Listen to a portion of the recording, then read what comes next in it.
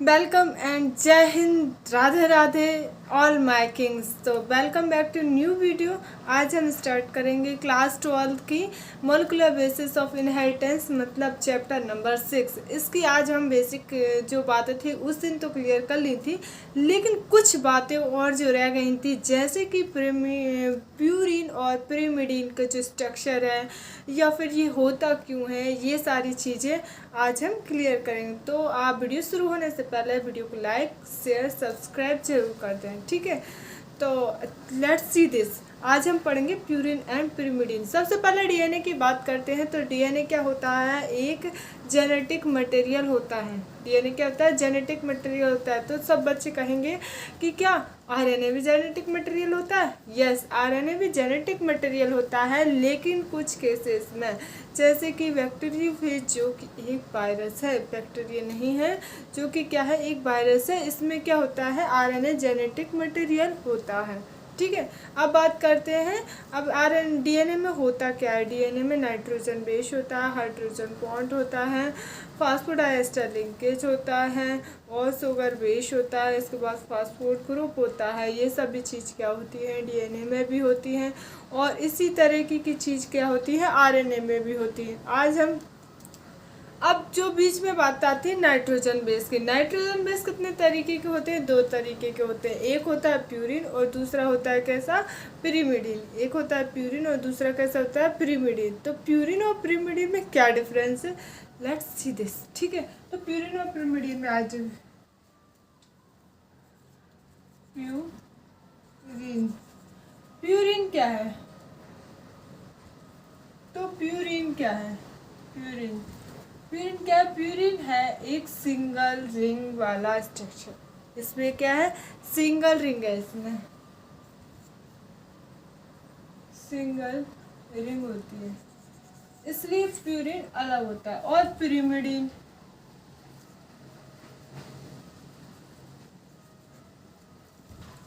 Pyrimidine क्या है? Double ring structure. तो ये बेसिक डिफरेंस होता है प्यूरिन और पिरिमिडीन में। अब बात करते हैं कौन कौन सी जो नाइट्रोजन बेस है वो प्यूरिन में आएंगे, कौन कौन से नाइट्रोजन बेस हैं वो पिरिमिडीन में आएंगे। तो मैं यहाँ लिख देती हूँ, प्यूरिन में कौन आएगा? एडेनिन,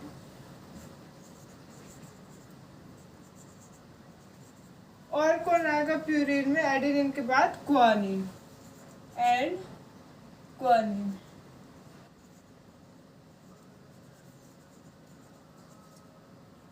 ठीक है, ये होगा किसके बाद? ये हो गई प्रीमिडीन की बात, प्यूरिन की बात। अब बात आती है प्रीमिडीन। तो प्रीमिडीन में कितने क्या आएगा? साइटोसिन, यूरासिल और क्या आता है? Thiamine.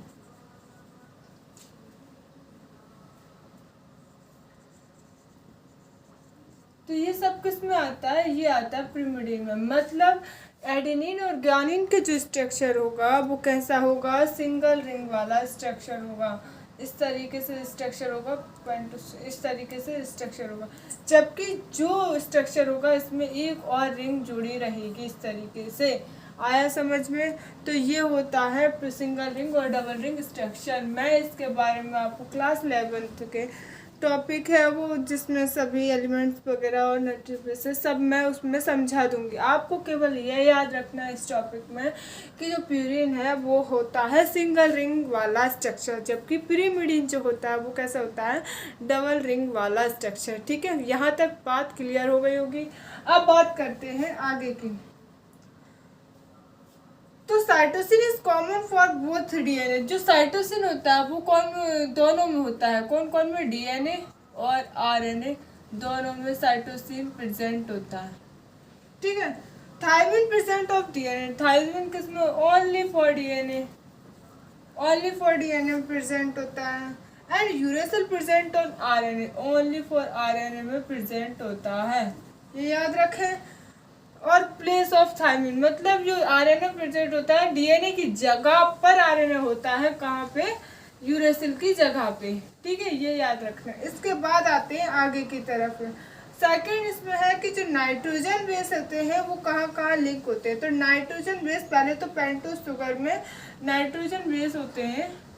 Nitrogen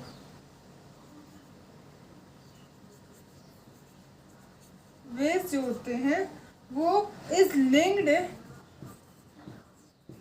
linked is linked to the OH group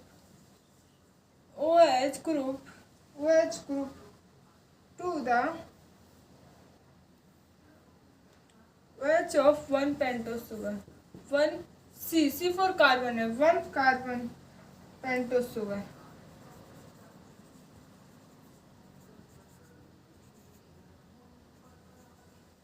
इसका मतलब क्या है? इसका मतलब है कि जो नाइट्रोजन बेस होते हैं वो कहाँ पे जुड़े होते हैं, वन कार्बन की चेन पर जुड़े होते हैं। और किसके द्वारा जुड़े होते हैं? ये बाय द्वारा, किस by through N glycosidic linkage, N glyco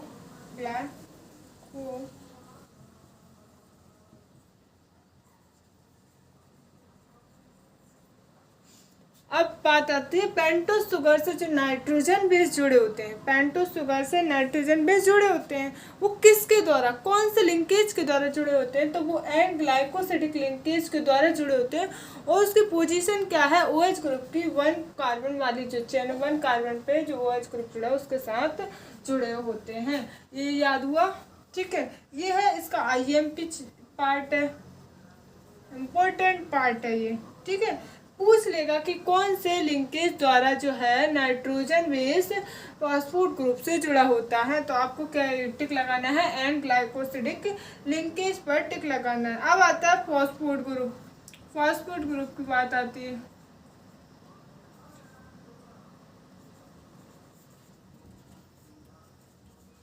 तो phosphate group is linked to 5OH nucleoside.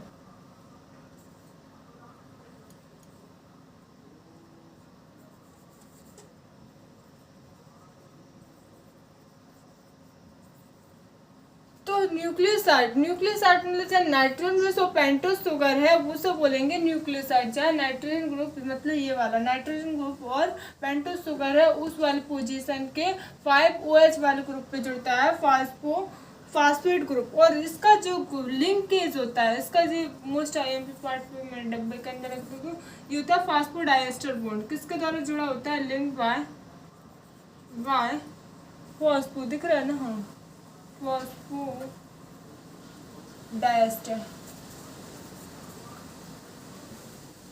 Bond द्वारा जुड़ा होता है।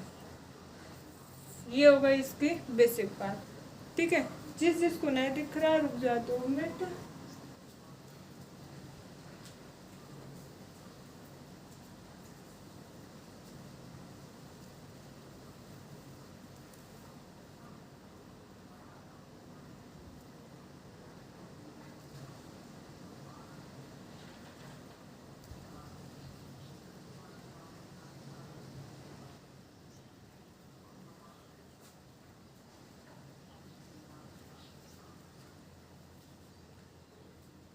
ठीक है, अब बढ़ते हैं आगे की तरफ।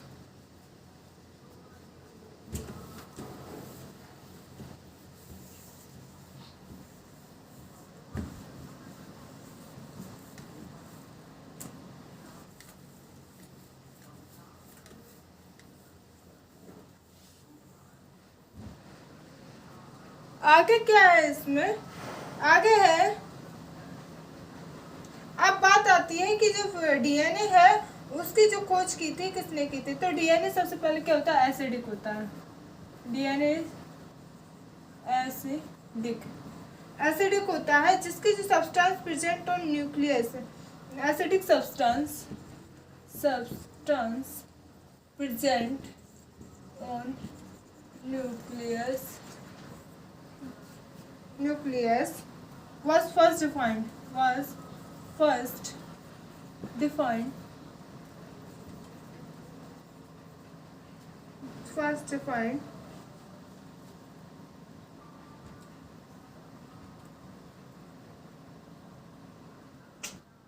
First define identify. First identify by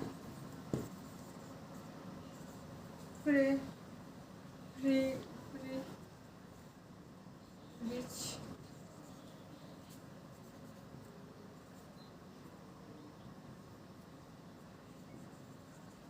तो जो डीएनए एसिडिक सब्सटेंस होता है जो न्यूक्लियस में प्रेजेंट होता है, इसकी खोज सबसे पहले किसने की थी? Identify fire rich mixture. ठीक है, इन्होंने क्या किया था? आइडेंटिफाई किया था कि जो डीएनए होता है वो एसिडिक होता है और कहाँ प्रेजेंट होता है? ये न्यूक्लियस के अंदर। इनका नाम दिया था न्यूक्लिन। इसे नाम क्या दिया था इन्होंने? न्यूक्लिन।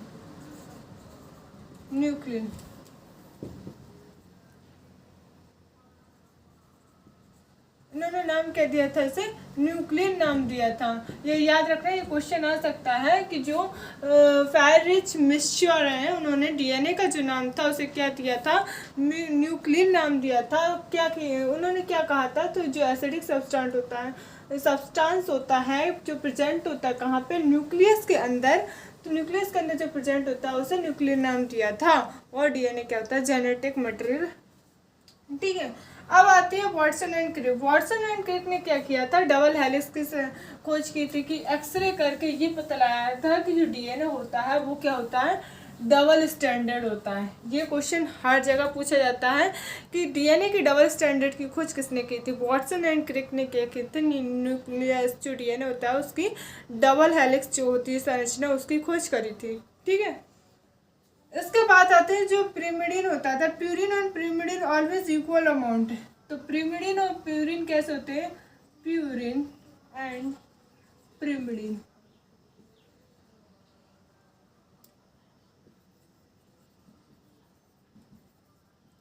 क्या होते हैं? इक्वल अमाउंट में होते हैं।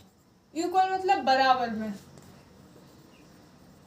इक्वल अमाउंट में होते हैं। कैसे? ए जो एडेनिन होता है वो काय के साथ जुड़ता है? एडेनिन होता है वो ग्वानिन के बराबर प्लस साइटोसिन प्लस